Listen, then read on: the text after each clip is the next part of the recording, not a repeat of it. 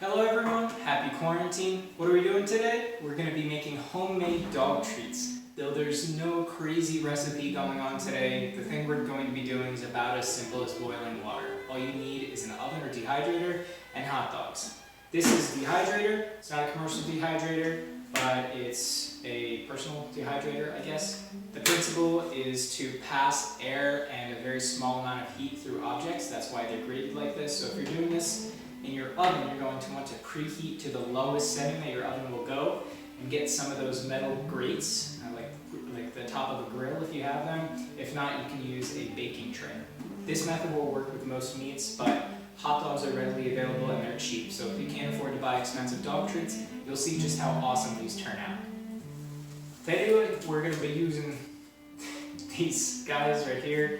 Nothing special about them.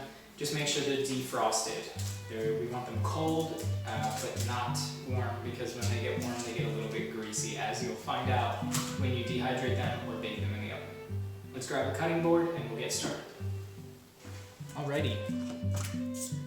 I've tried a bunch of different ways to do this, but there's one way that's really the best, and I will show you. These are chicken and pork and beef hot dogs. Just your generic meat waste product hot dogs, but you can use whatever kind you want, whatever your dog likes best, and make sure to take into account their allergies. This is probably going to be a high value treat for them, but do keep in mind that it's not the healthiest. This is a budget option if you can't afford to buy regular treats for them, or if this is all that you have in your freezer. We're going to cut all of the hot dog pieces like this. This will give us long strips that you can break up into smaller sections. You can actually subdivide them like this by not cutting all the way through, though I find it easiest and quickest to just cut them like this because that works just fine.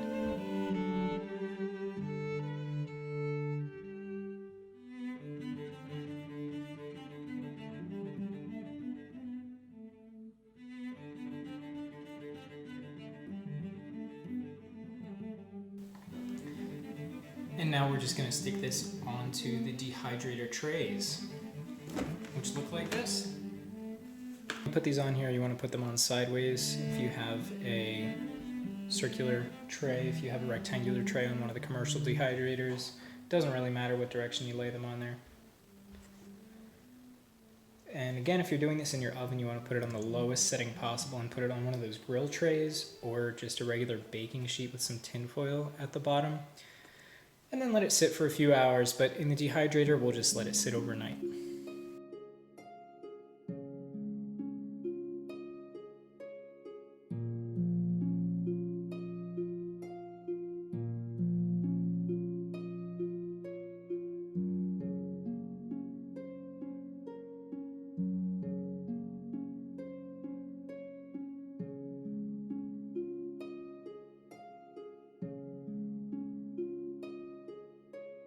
And there she is. We'll stick her on top of the microwave with the cover on, and then we'll plug it in. And before you plug it in, be mindful of where you're putting this, because the entire room's going to smell like hot dogs for at least 3 days after you're done. Just keep that in mind before you plug it in. We've got the green lights, and the hot dog smell has started. Leave it overnight, or if you're going in your oven, leave it for 3 to 4 hours, check it, and then keep checking it until it's totally dry but not charred. See you tomorrow. It's been 14 hours, so let's leg her down and smack 'em yak 'em.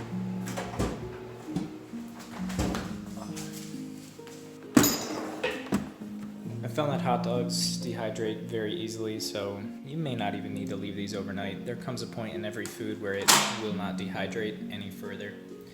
Let's check these out. They're still hot, so they'll be a little bit more bendable than they will be in the future.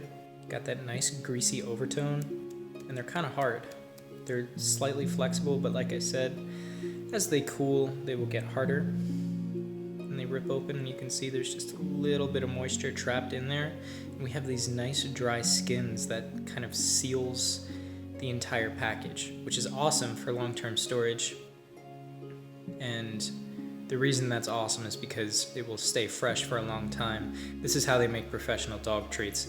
When your dog goes to eat them, they're still moist on the inside, but they're dried on the outside. That way, it locks in that moisture and it prevents spoilage. Another great thing that I love about these treats is it's just so easy to split into smaller treats. Like we mentioned earlier, these will probably be high value treats because it's meaty. Fun little project at home, only takes a couple hours, and it's basically as difficult as boiling water. You know, I'm looking at these, I think some human somewhere would like to eat this. Definitely not me, but I think most dogs would enjoy this. I hope this was attainable for you, a nice easy trick to help you get through quarantine a little bit easier, or help you get those frozen hot dogs out of the freezer that have been there since pre-2010. Thanks for watching, I'll see you next time.